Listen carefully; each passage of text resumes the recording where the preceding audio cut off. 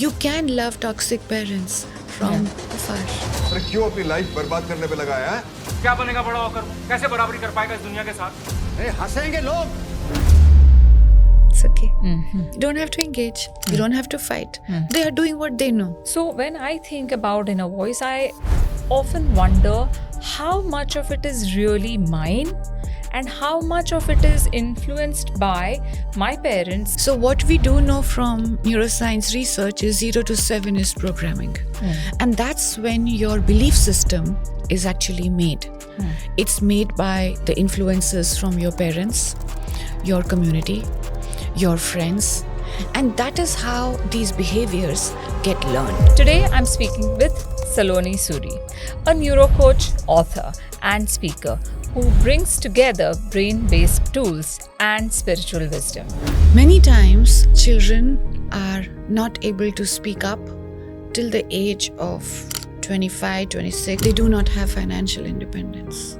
So they got to listen to the authoritarian voice that exists, right? Unfortunately, you don't have a choice. If you have the resources and the parents have the resources, go away. If there are negative people in your life, perhaps you don't have a control over. However, you can change. The first step is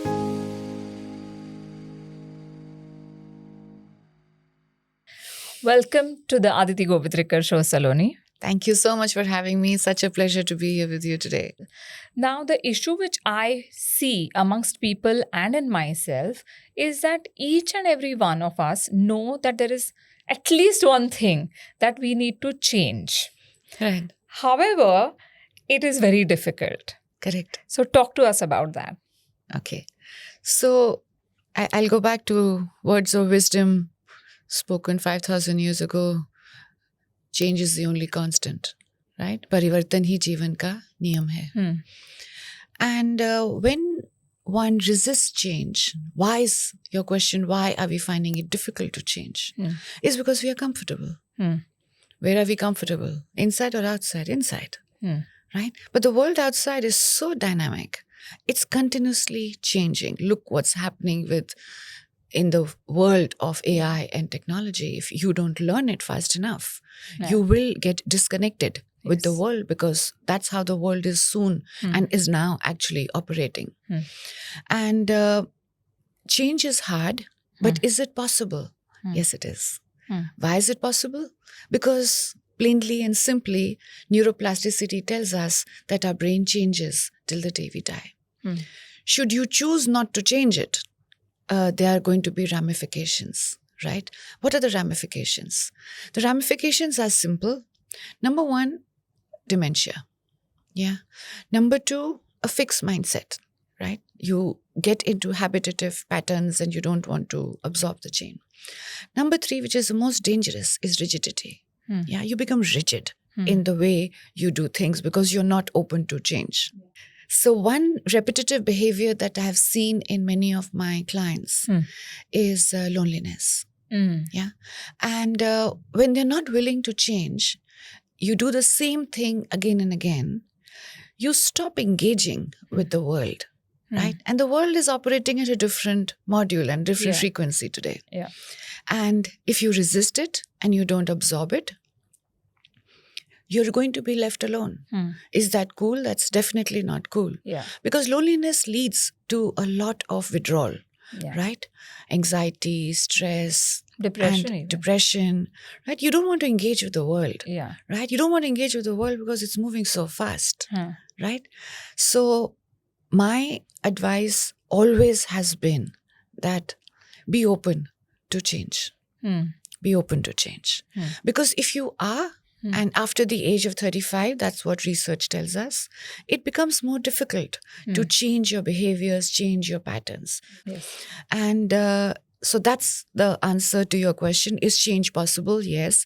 Is it hard? Yes. After a certain age, it is harder. Is it okay to not change? No, it is not okay to not change, right? And it has ramifications on your health, mental and emotional. So being open to change and noticing it and accepting it and just saying, yes, I will go with the flow. Let's go for it. Right? I think is a good attitude for a person to have. So when you say that, you have to change and adapt to the world around you, that is one part of the change that we experience in our lives. There are also certain changes that you want to implement on yourself. Yes. Certain habits, whether it's food, whether it is overeating or eating wrong stuff, or needing to be a lot more healthier than what you are.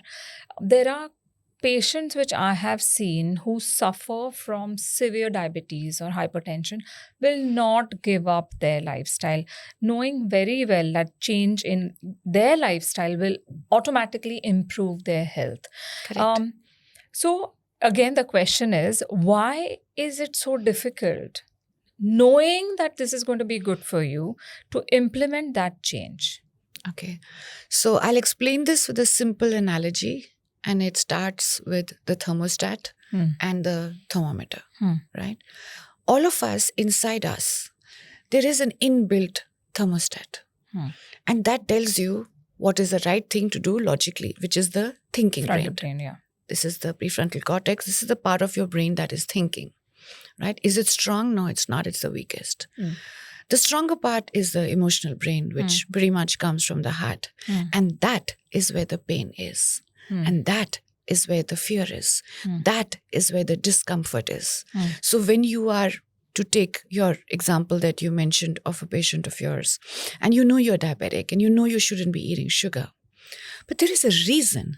There's an emotional reason why you're actually eating that sugar, because eating that sugar makes you feel better emotionally. There is absolutely no logic to it at all. Yeah, your body doesn't need it. Your body doesn't need it. Yeah. If your body needed sugar, the divine one would have put it out there and we would have been able to consume it, right? It's man-made. Yeah. So we don't need it. Yeah. Now, emotionally, there is a blockage. What is a blockage? It makes you feel better, which means inside, the thermostat is not working, right? Because if it was working, it will tell you.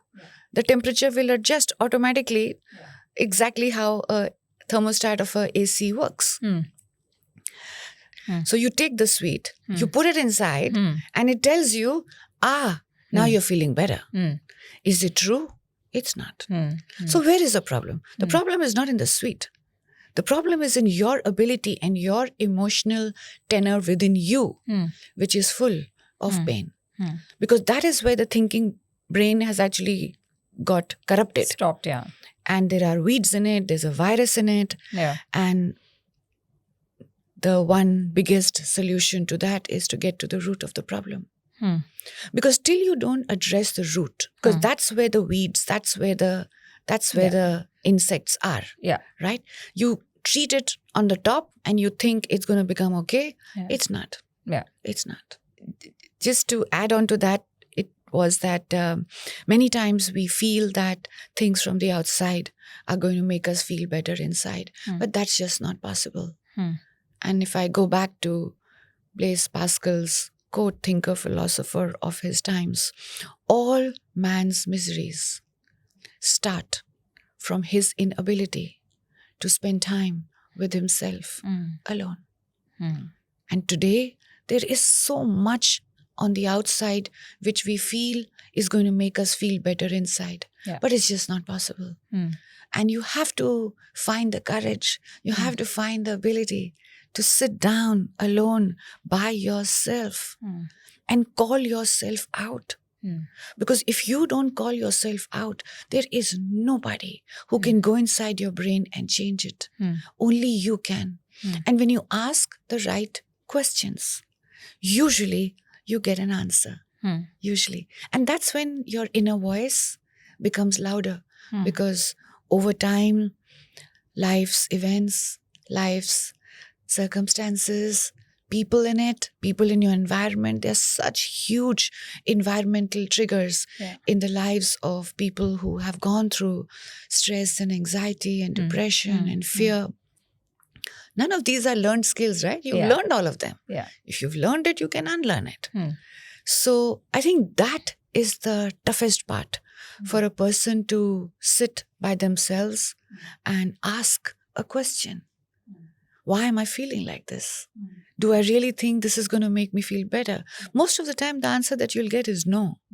Right? Yeah. So what else can I do that will make me feel better? Because the pain is inside. Yeah. The pain is not outside, it's inside. There are people in the environment that are causing the pain. Can you change your environment? Sometimes you can, sometimes you can't. Yeah. Right? Sometimes you can't. So you have to build those coping mechanisms to be able to manage it. And that's where habits come into play. Having a habit is one of the most powerful coping mechanisms. Having a structure to your day, having a schedule to the day, having some, because that's what gives you control. Because the more control you have over your life, the easier it is going to be for you to say no to all the bad things that are there in your environment. Because, and not many Indian girls are taught to say no. When we talk about the patterns and the behaviors, these deep-rooted patterns and behaviors are formed in childhood pretty much. So when I think about inner voice, I often wonder how much of it is really mine and how much of it is influenced by my parents, my bachpan ke dost, my friends, my current friends, the environment where I grew up, because that's a formative, time in my life. How much of that has affected my inner voice to that? So what we do know from neuroscience research is 0 to 7 is programming. And that's when your belief system is actually made. It's made by the influences from your parents, your community, your friends, and the kind of environment that you pretty much grew up in. So the self-identity is actually formed during this time.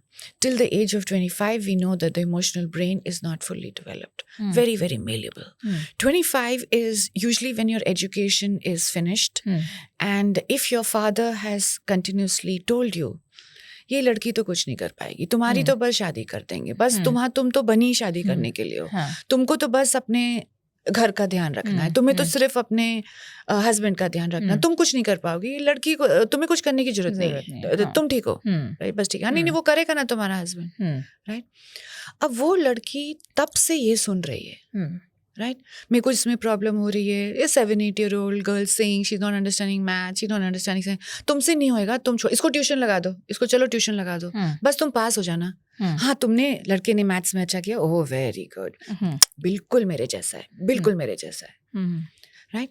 The labels are getting put on the person when they come from people of authority. Usually they get absorbed. Usually. Right?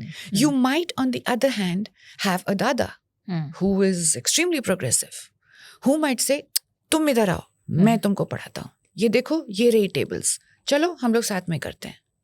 Then there is a counter. तो then that girl शायद बच जाएगी. Literally, right? But जब वो counter नहीं होता environment में, फिर उस लड़की का बचना बहुत मुश्किल है. बहुत मुश्किल है, right?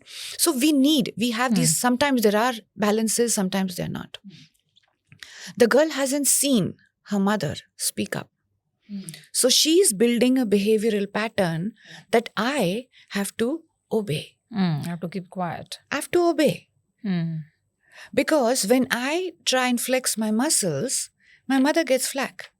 So I'm not safe. The human brain is designed to keep us alive, to keep us safe. The minute there is a threat in the environment, the body will automatically get dysregulated. It is going to go to a safe place. And in that safe space, you're feeling good. And that is how these behaviors get learned, right? And sometimes we can change through pain and suffering. And sometimes we can change through love, peace, and joy. Because that girl might get married into a man who is like her husband, like, come on, go for it. You want to do this? Yeah, study. You must study. He empowers her completely. And then this girl is flourishing. So she has changed, right? Yeah. Because she has slowly being in an environment which is so loving, which is so kind, which is so empowering, Yeah. right? And it is easier for us to change and acquire new habits, Yeah. change repetitive negative labeling that has been put on us, only possible through love, compassion, empathy, and care. So continuously Automatically, yeah. rewards of verbal affirmations, verbal support, communication, which is so positive, reinforces Yeah. that you can do the change. Yeah. Then automatically you get motivated. And then the change happens.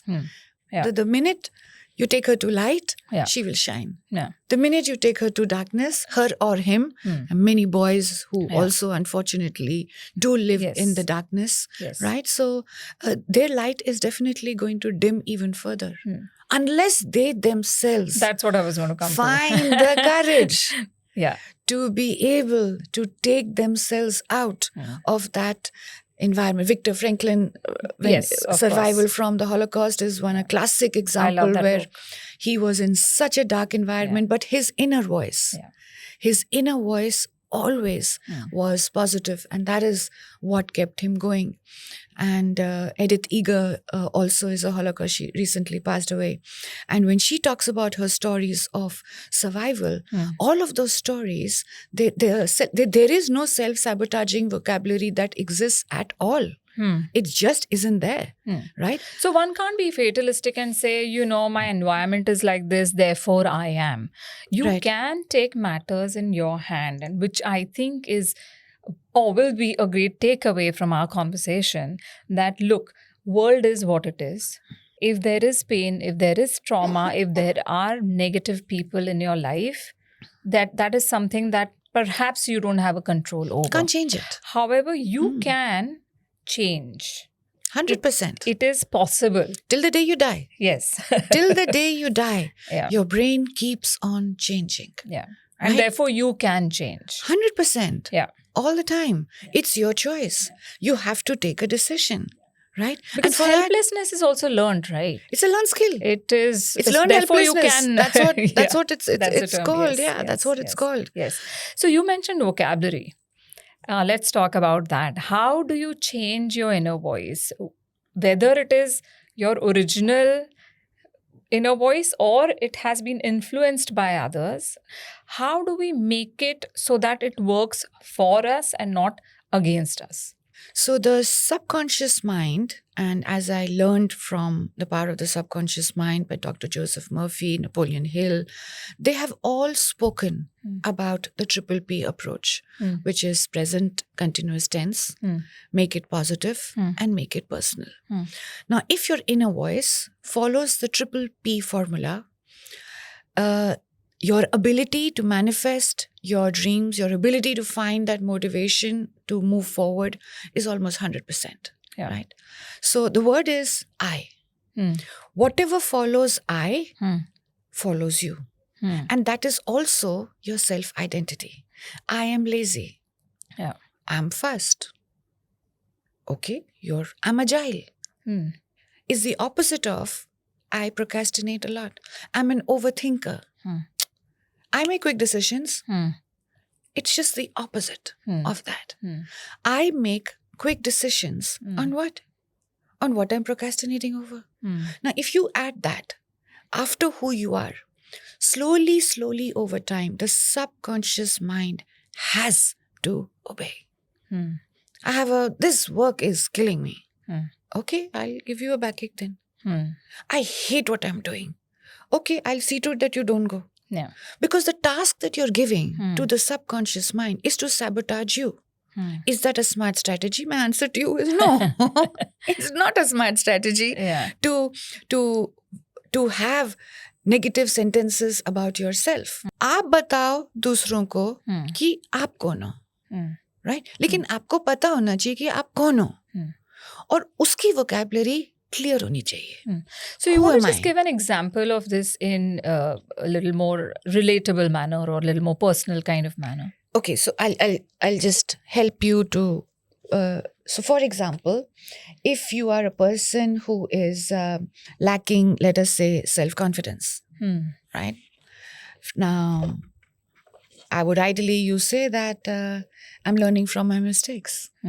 Why don't you do this? Okay. Come on, go for it. So this is all the vocabulary that one needs on self-confidence. What do you think will inspire you, motivate your subconscious mind as a mantra for yourself? Affirmations by themselves do not work. Affirmations have to be complemented by an action step. Affirmations are just starting points. That's all. Yeah. So rewire, we'll talk about rewire your brain. That's a very, very interesting topic and something that I love learning about, experimenting, so on and so forth. So we will go to rewire your brain. But right now, But let let's me give see the what... listeners some vocabulary on self-confidence, Okay. which follows the triple P approach. Sure. And ideally, the ratio is 1:5. So one negative thought about not having confidence to be able to do something, it needs 5 positive affirmations, right? One negative thought, the ratio is 1:5. Yeah. But unfortunately, what also happens, Saloni, is that we human beings have a penchant for negative thinking. It is It's the evolutionary. negativity bias. It is, yeah, It helps negativity us to bias. survive. And it is, yeah. Helps us Out to of survive. 60, 70,000 thoughts that we think, most of them are negative. Either in the So- past or they're in the future. Correct. So, given that this is the scenario, how do we pull ourselves out of it? Because if it is 5:1 and not the other way around, it's a tough task. It is a challenging task. Yeah. What are the few easy to do techniques? And when I say easy to do is because if you give a mammoth task to somebody, they're not going to be able to follow it. So you could take one and repeat it 5 times. Okay. Oh, that's a good. That also works. That becomes a mantra for that time. That becomes the mantra. So choose one for yourself. Okay. Which you like? I never give up. That's what pops out from the page to me. That's what calls Yeah. out. So this is a mantra which helps a person always go back. Right? So if you're the kind of person who just doesn't give up, so you're the person who keeps going. Yeah. And I think your career trajectory has also highlighted the fact that to date, here you are. Going on. You're going on. I just keep doing my work. And Yeah. one evolves as a person. Yeah. Who you were when you were Mrs. World and who you are today are perhaps 2 different people. Oh, yeah. Two We different we people. all live so many lives in one lifetime, isn't Absolutely. it? And that's It's so amazing. fortunate. Yeah, it's yeah, so it's lucky. beautiful. I never thought in my life that I would be a coach. Never thought of it. Didn't just happened. Just happened. But I'm so glad that I did find my mojo. I started coaching at 48. A lot of time people don't really start a career that late in their lives. But I did. And I think that's okay. Yeah, It's that's okay. absolutely fine. It's okay. How did that happen? What did you do earlier, before Yes. coaching? And how did coaching come to you? It's so beautifully said because I think coaching did come to me. Yeah. So as a kid, doing meditation, yoga with my father, 6, 7 years old. Books like Zen in the Martial Arts, Johan, the books were just lying around. So I had one mantra in my life and that was like, bring it on. You give it to me. I'll do it. There is nothing I cannot learn. Nothing. If somebody else can do it, I can do it. Yeah. Now that was an inner belief of survival that I had because I grew up in hostels from the age of 15 till I got married. But on the side, I was very intrigued that, if you want something, you can get it. What is this world of vibration and frequency and manifestation? And a very strong left brain person. So I needed to understand, okay, this is how it works. How is it working? Prove it to me that if I think a thought, I can change my frequency and I can get what I want. Yeah. So I used to play games with myself. I used to predict, these 5 questions are going to come in the paper tomorrow. And they would. And they would. Right? I used to predict, I'm just standing here. Now the auto will just come and I'll just get into it and I'll just go. So I was already manifesting when I didn't know what I was doing. I just didn't know it, right? And I was testing myself. Let's see if this will happen. Let's see, right? And all of this is happening inside your head, right? And then I think it was 1999 and happened to be in Dubai at that time and attended a workshop by Jose Silva. And that's when tuck, the dots connected. Acha, this is how it works. And then I started studying from Dr. Bruce Lipton, Robin Sharma, Napoleon Hill, Dr. Dan Siegel. Then automatically I was very interested in energy, studied energy healing from Donna Eden, studied different forms of meditation, Jeffrey Archer. Okay, what is this transcendental meditation? What is Dhyan meditation? What is Mudra meditation? I was very intrigued. Studied all about the chakras. So for me, the world of neuroscience and spiritual wisdom, it all comes together. It is one, if It's you think all about one, it. because everything that is written in our ancient wisdom traditions, it all goes down to what neuroscience is actually proving today.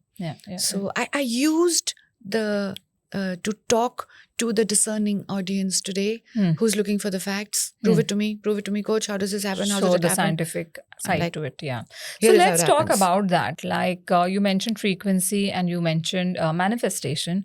A lot of people ask me that, manifestation is, just a fantasy or it is just wishful thinking. How is it real and what is the science behind it? Okay. So the brain is a goal-seeking machine. We know that. And if you think of it as Google Maps, right? Link that with manifestation, right? For example, we agreed to a time that we would be here today. I planned myself like that and here I am. According to me, I manifested this podcast with you. Because what is my desire? My desire is to share my wisdom and help other people. But you took action. When we met, you said, lovely meeting you. We had a nice discussion. If you had not sent me that message, I would not have responded. Manifestation is active. It is not passive. If you leave it to wishful thinking, that's the biggest mistake that you have done. Neuroplasticity is your superpower. Just to believe that you can get what you want because it is possible. Tomorrow, what will happen? Who knows? Nobody knows. But if you have to manifest tomorrow the way you want it to be, my suggestion is to align it with your goals and imagine the best case scenario. Because then your brain is going to work better. Then will you be able to bring it into your life? You will. Right? Number 3, the subconscious mind is your superpower. So when you believe it, when we say fake it till you make it, it's real because you are neurochemically changing your body to be able to understand that you can actually have it. Right? So if you want to manifest learning swimming, you think you can learn it by watching on YouTube? Forget about it. It's not happening. And I think the neuroscience of manifestation, I've written it in that little yellow book. And I always say, that just believe in yourself. Play a game with yourself. Start predicting what you can manifest. You start with a 2 on 10. According to me, very good score. Well done. Well done. Find those little micro miracle moments that you actually have in your life. Be grateful that it actually happened. I today reached here right on time. For me, that's a micro miracle that I'm going to journal about tomorrow morning. I had no traffic at all coming to your place because I wanted to reach on time. So I am grateful. According to me, I orchestrated. Constantly, if one kind of is aware of and looks at things in a positive manner and not take them for granted, I think that plays a very big role. It kind of opens up your path, right? To That's what your awareness ultimate and goal. mindfulness is all about. Yeah. When you eat the food that you're eating, look at it. Chew it. Feel the flavors in your mouth.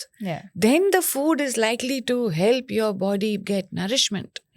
Right? Because if you eat food mindlessly, right?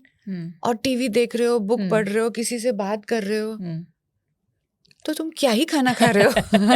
The joy of eating is It's gone. taken away. And that joy Mhm. is in, and I think the biggest gift that you can give to another person Yeah. is your presence. Yeah. You mentioned journaling. Now, again, this has a massive science behind it. Tell us about the science behind journaling. Okay. So, so we have a lot of research that tells us that when you write on a yellow paper with a red pen, Hmm. there's a neurochemical called acetylcholine that is produced and it puts us into action. You're also developing focus on Hmm. what you want. Hmm. And when you journal in a very organized manner, which is the one that I teach, in which you first start with gratitude. Hmm. Because the frequency of gratitude, as we know, is the highest. Yeah. After you do the gratitude, the reflection, Hmm. right? Hmm. I feel blessed. Hmm. I'm so grateful. I love that yesterday. Hmm. Okay, what did you love that yesterday? Hmm. Tomorrow morning I would be writing.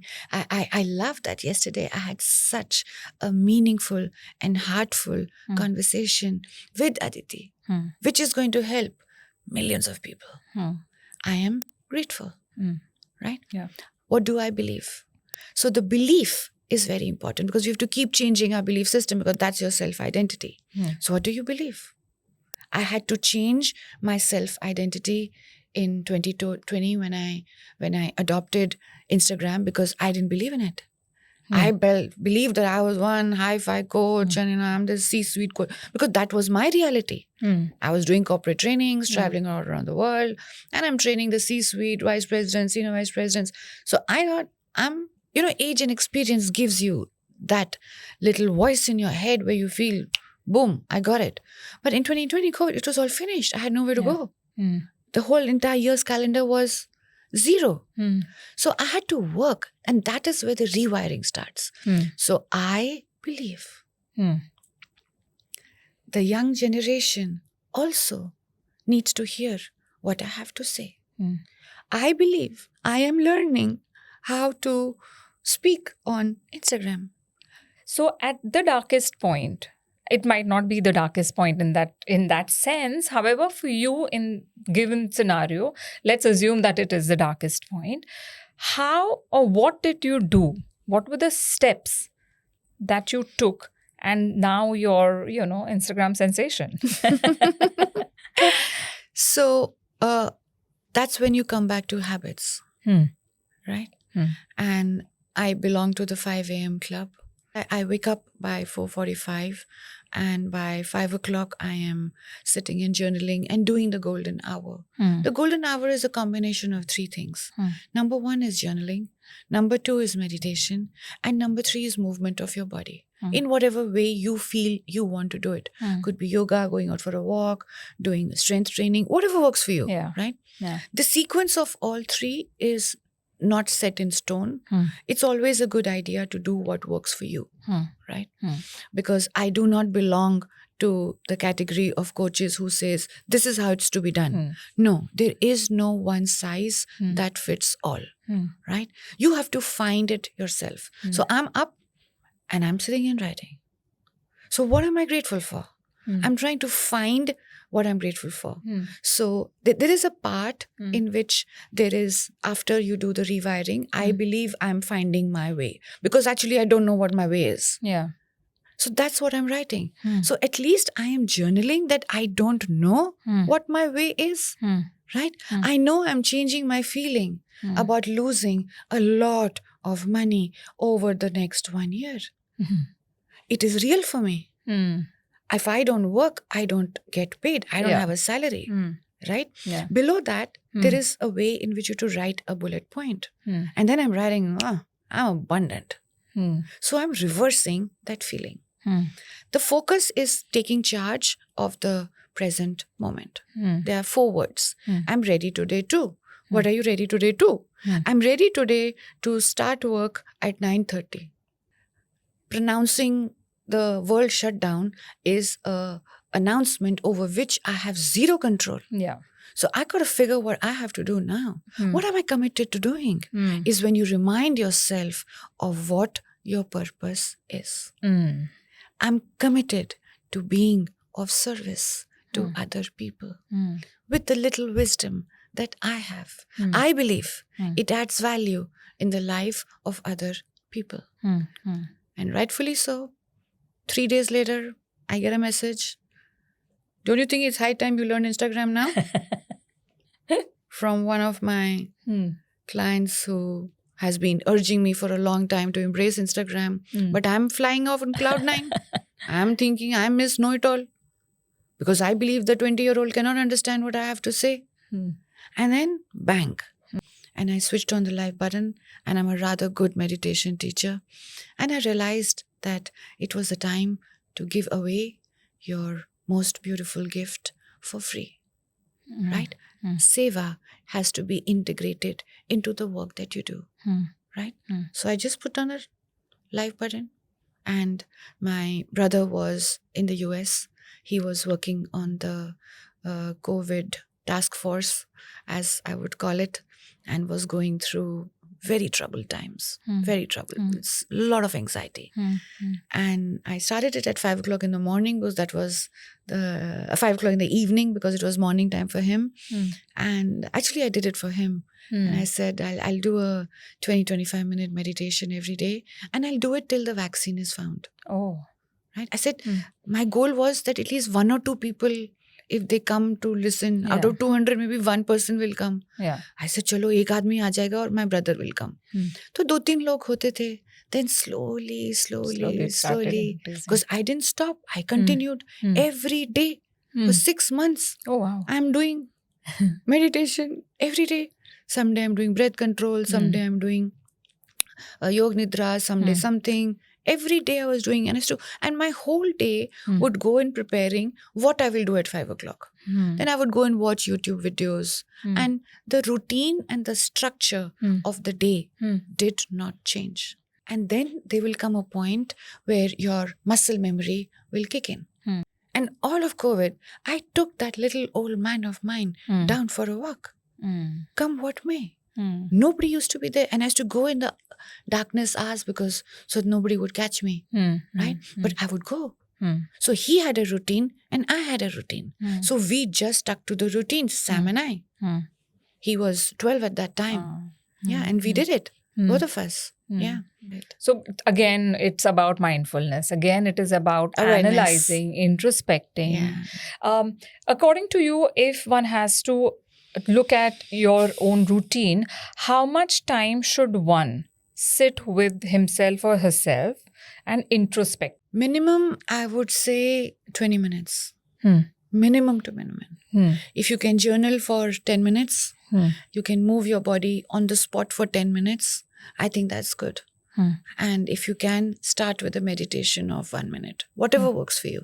If you can't, just do the breath hold. Yeah. See if you can do the breath hold for 1 minute. I think that is also a starting Kind point. of, yeah. Yeah, it's a starting point. You'll only be able to find yourself inside if you look inside. Yeah. Right? Look inside. For that, you have to shut the outside. Yeah. That's what meditation is all about. So vision board plays a role Very powerful. because of this. Because Yes. eyes. Very. Now, what happens is that after a certain point, you have the vision board, just like things in the house, they are there. After a certain point, you stop seeing them. Seeing you the vision don't- board?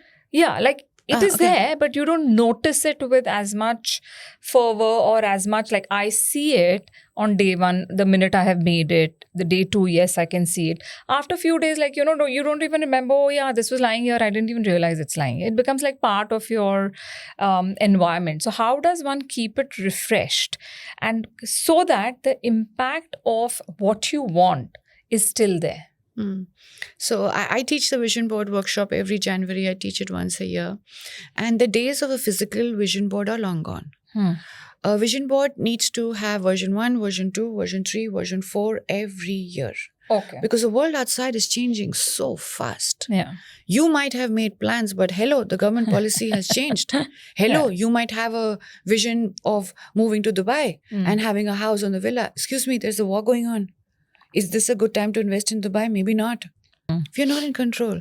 So a vision board also is actually a very nimble and a very fluid document. So blindly thinking that, okay, just because I have it on vision board or I have journaled about it or I have put it as my goal, also is a foolish strategy. Yeah. You have Thoughts, to be words, and action. Mhm. Plus, which is what we started our conversation with. Hmm. Change is the only constant, Yeah. right? Yeah. And it is happening. Hmm. Tech and AI has made it real for all of us today. So we have to be very, very nimble. Hmm. And we have to listen to what is happening in the environment, Hmm.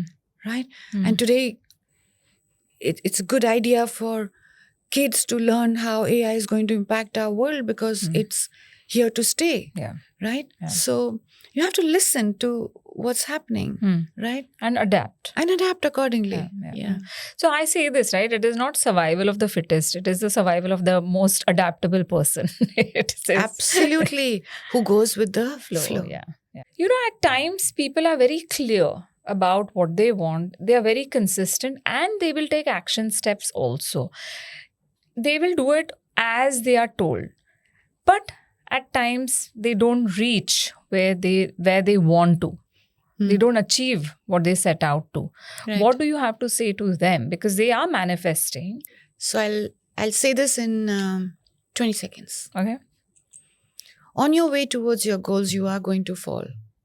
How quickly you get up will determine how far you will go. Oh. You're going to fall. It's inevitable. All of us do. Get up. You got hurt. You fell down. You got hurt on your knee. It's bleeding. Do not stay down. Get up. Put the bandage. Don't run. Take one step. But don't stay down. Because if you stay down, the wound is going to get deeper and deeper. But then keep the same goals or shift the goalpost? Depends on what you want. Can you keep shifting your goalpost? Why not? Why not? You don't have to be stuck up on it. If you don't enjoy that you're doing something, it's okay to say, hey, I gave it a shot. I tried it for 3 years. 357 is the usual cycle of all businesses and of all the work that you do. And if it's not working out for you, try something else. So be it, yeah. So be it. You don't have to be hard on yourself for changing your mind about what you want to do. Yeah. Now, coming back to, I'm going to take a step back Sure. to ask you about parenting. You know, what happens is, since we did speak about the formative years being 0 to 7, parents play a very, very big role in a child's life. Now, a lot of times what I have seen in my practice with my friends is these 2 or 3 things which changes the child's life, the course of the way the child could have gone, but one can see that, okay, this is what it is. One is that a lot of parents get their dreams, unfulfilled dreams, put onto the child. My father wanted to be an actor. He couldn't do it because ABC, therefore I am an actor. Is I that true? hear, so not for me, Okay. but for so many of people. people that I have worked with, you know, there is that dream of a mother or a father. What do you have to say to that? It's a very wrong thing to do. Yeah, but easier said than done, no? Yeah. It's an unfulfilled dream. अब मेरा Yeah. बच्चा है, you know, ये तो कर दिखा है, तो मेरी जिंदगी में मैंने बहुत कुछ बड़ा पाया, ऐसे होता है. So ये गलत होता है और ये नहीं होना चाहिए. Correct? So here I would say it is for the parent, the mother or the father. It's an indication of their own awareness levels. Yeah. And I'll go back to Khalil Gibran's words in The Prophet, where the children might come from you, but they don't belong to you. Yeah. They don't belong to you. Yeah. Right? And they are the arrows that a parent casts forward to go out and make a difference. And an arrow is never meant to come back. It's yeah. supposed to go forward. Right? And I think if you are aware of that as a parent, that you don't own your children, I think that is the starting point of change for a parent to leave the kids alone and to give them the freedom that you had, which I had too, right? From a very early age. Yeah. And I see children today, their lives are so choreographed. Too Right? much. Every hour, every who you have to play with, who you have Yeah. to, what work you have to do, what you have to learn. There is no need to do such kind of choreography, because then I have 22-year-olds sitting with me and telling me, Coach, I don't know what to do. Right? Because my parents took care of everything. They told me do this, do that. I never used my own brain. You didn't leave your child alone to develop Yeah. neural pathways, to understand what they want. You cannot ask an introverted child to go join a cricket match, or to play the football team, to play basketball. Yeah. The introverted kid, I mean, if your child is clinging to you at a party, it's an indication to you the child does not like too many people. Yeah. Take your kid home. Just call one kid for a play date, because your kid is operating better in that. Yeah. That is where a lot of unhappiness Yeah. inside a child's body comes in. An introvert would love chess, would love to do solo sports, Yeah. swimming, tennis. Yeah. But if you put an extrovert into a chess class where there's nobody to talk to, the kid is going to go nuts. Yeah. Right? He's going, I want to go to the football field. I want to play a group sport. Yeah. I like people. Mm.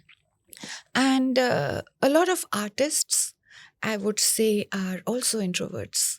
You know, they like to live in their own little world. So I would say that you're a good parent if you give your child the freedom to develop its default soul's calling. And every soul's calling is different. We can't hear the voice because the environment and the parents outside are so freaking loud. So वो निकल ही नहीं पाता है बाहर. Yeah. सब आपको अभी ये करो, अभी ये करो, अभी वो करो. Yeah. अरे नहीं करना मेरे को. कोई सुनता ही नहीं है. ये कर, I mean, like, and also because I feel parents feel that they are responsible Yeah. for their child's success, while actually they are not.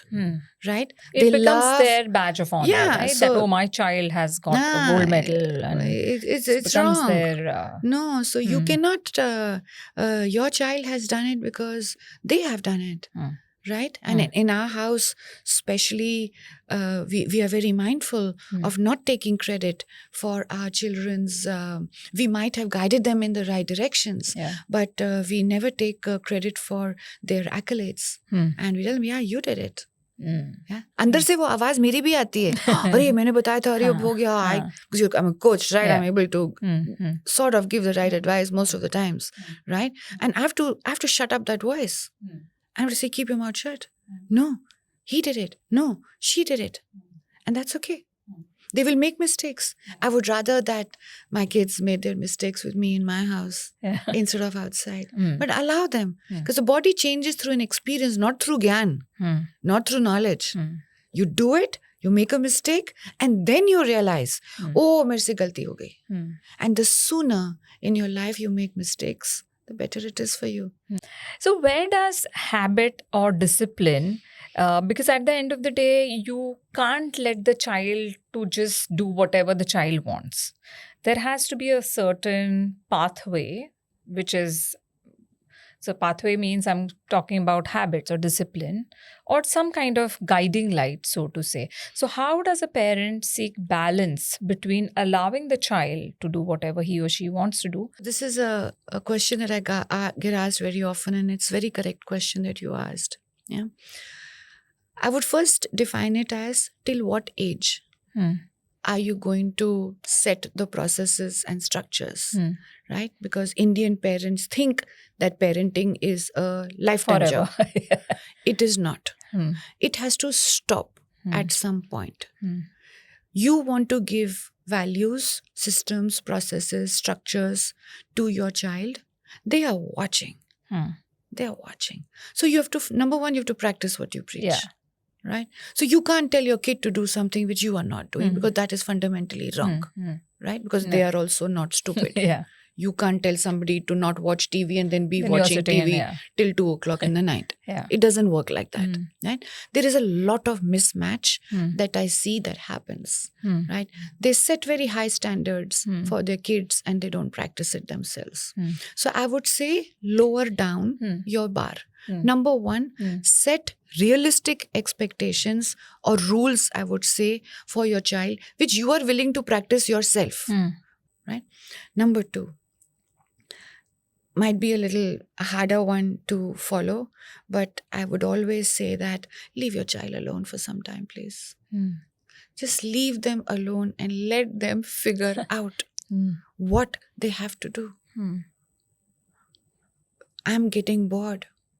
It is not my job to fulfill your boredom. Mm. You figure out what you want to do. Mm. Use your brain a little bit. Mm. And when you encourage the child to figure out stuff Mm. that fills them up, instead of saying, Acha, now go for art class, now make this brick, now do this, now do this. Or the cheapest nanny, like I say, just stick a screen in front of the child. The child is complaining, I'm bored here, watch something on, one of these things. So that I feel that, okay, that is something that Yeah. we should refrain from Yeah. for sure. Yeah. Because I think boredom gives rise to a lot of creativity. It is a necessary part of Exactly neuroscience. what I'm saying. So leave the kid alone. Yeah.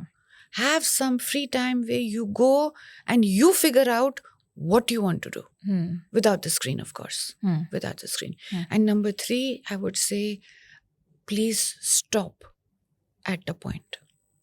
You want to stop in the 10th standard at 15, stop at 15. I stopped at the 12th standard. Hmm. And after that, I was like, okay, you guys are on your own. Hmm. Whatever I had to give you, I have given. Now you figure it out. Hmm. You want to make a mistake? Make. Hmm. I got your back. Hmm. Hmm. And I think if you can give that assurance, Hmm. that I got your back, Hmm. no matter what, Hmm. then it is truly Then, yeah. unconditional love Hmm. and not conditional love. Hmm. You mentioned mirroring neurons. Very interesting concept, something that, again, I think about quite a bit because many a times we are told that you become the people that you surround with. True. Yeah. Now, again, in an ideal situation, great, I will surround myself with the people that I wish I can. However, in real life, that may not be a possibility. You might have somebody in your house who's extremely negative, who's constantly nagging you. You might have a mother-in-law who's doing her mother-in-law job, so to say. Not all mother-in-laws are like that, but I'm just, going with the sass concept that we have. Or you might have a neighbor who's constantly bothering you.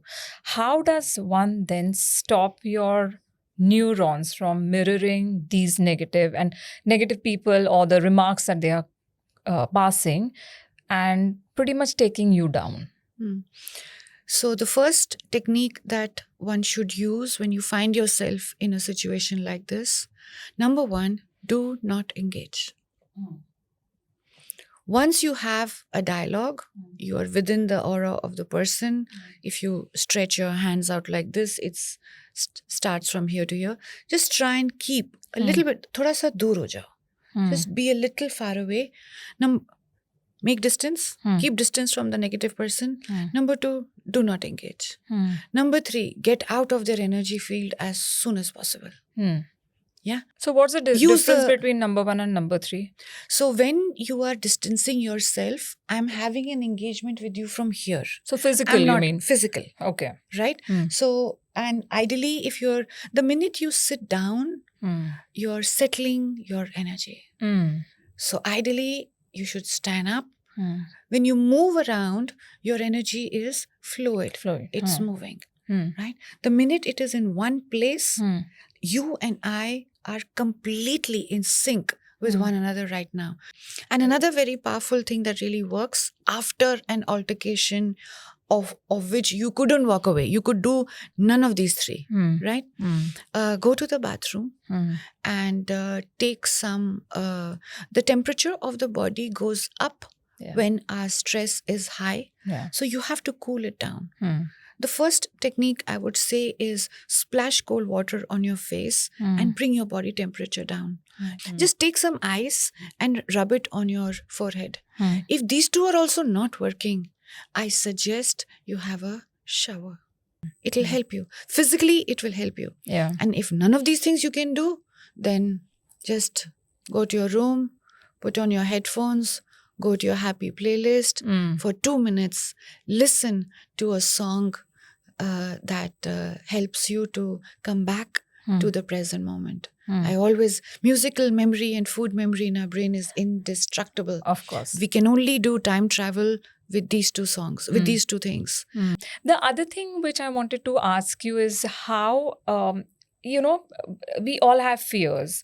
And under the guise of being a loving parent, we kind of instill that fear in a child, thinking we are protecting the child. To give you an example, I, as a parent, I was bitten by two puppies at separate times in my childhood. Therefore, I developed an intense fear to dogs, especially strays and big dogs. I was very mindful that I have this fear, but I don't want my child to have this fear. However, again, the unconscious mind plays a big role. Every time I saw a dog, even looking at me, I would shrink. I would physically shrink because that fear came up. And of course, the children, they see how you react, right? By telling, come, let's pet the dog, and I'm standing and I'm saying, you go and pet, is not going to work.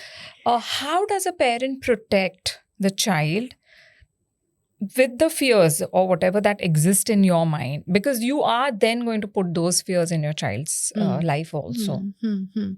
So this is a lot of how generational trauma gets passed on from one generation to another. Yeah. Right?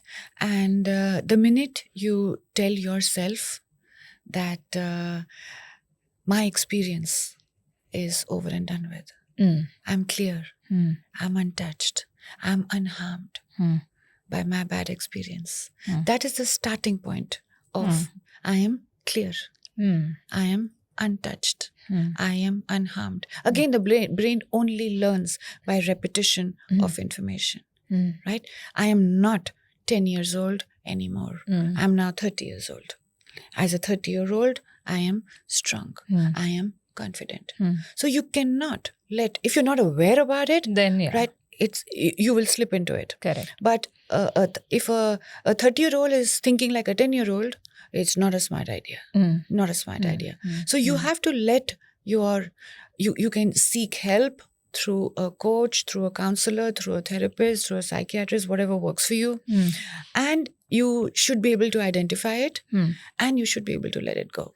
Let it go and move on and take chotu baby steps. Change your inner story, because a 30-year-old can surely and definitely have a new story, because that 10-year-old didn't know. So forgive that 10-year-old for carrying that fear for 20 years. So again, it's about mindfulness. Again, it is about Awareness. analyzing, introspecting. So if my parents are telling me that, you have to do this, you have to be like this, how does a child tackle it? Because at the end of the day, authority is authority. How do they then handle the parents or society or family members? So there is a brutal, realistic, I would say, fact. And it has to do with money. Yeah. Many times, children are not able to speak up till the age of 25, 26, 27, 28. They do not have financial independence. So they got to listen to the authoritarian voice that exists, right? Unfortunately, you don't have a choice. What will you do? Where will you go and live? Sunna padega, right? Suno. Number 2, have a sidekick. When you go to your room, go to sleep, or when you take out at least 1.5 hours every day to do what you love to do.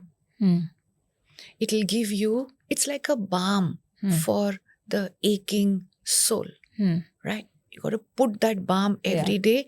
It will give you the courage to do what they want you to do, right? Number 3, if you have the resources and the parents have the resources, go away. Go away. Change your environment. Go somewhere else to study. Go somewhere away from that environment. And Again, distance. You create distance. right? And there are many parents who don't know. I have so many young boys and girls who have such authoritarian, controlling parents who will determine every step of their life. All these children run away. You know, they go to colleges in America, Singapore, London, Igatpuri, Pondicherry, here, there, and they create that distance. You can love toxic parents from afar. It's okay. You don't have to engage. You don't have to fight. They are doing what they know. It's okay. What will you do? Can't change your parents. What will you do? Yeah. पैसा है नहीं तुम्हारे पास. क्या करोगे? Right? So, self-worth pretty much again develops when as a child. However, I have also seen that we can reach to that level of self-worth which we want it to be. What are some of the steps, according to you, which will help you to discover yourself? So I would say the first step is don't listen to people when they try to diminish your self-worth. Number 2, right? You should have a clear narrative about who you are. Because if you don't tell the world who you are, they will tell you who you are. Right? And number 3, always listen to your heart and do what you love to do. The body has a way of telling you what you love. Yeah, you'll feel lighter. There'll be a smile on your face. Yeah. You'll come back and say, oh, I'm so happy. Okay, what did you do that made you so happy? Right? And then you start listening.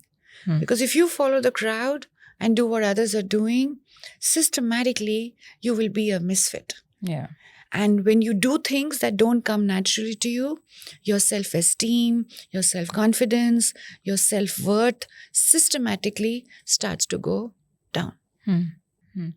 And what about second innings? Oh, A the lot second of- innings are Because the a lot, best. and you've done it. You've done it. I'm part of the second innings. Club, Yeah, second innings club. yeah. I've been shrinking for a long time. And it's time now to shine. Yeah. And I would say that it's never too late to start. So while I was doing things in my 20s, 30s, and 40s, which I was just doing because I was expected to, right? I always found space to do what I love to do. And that was studying and learning. How did your family take to this change? You know, because from being a certain way, suddenly you've changed or you've become this person who wants to do things that makes her happy. How did you balance it? I'm trying to balance it, to be vulnerable right now. Am I doing a good job?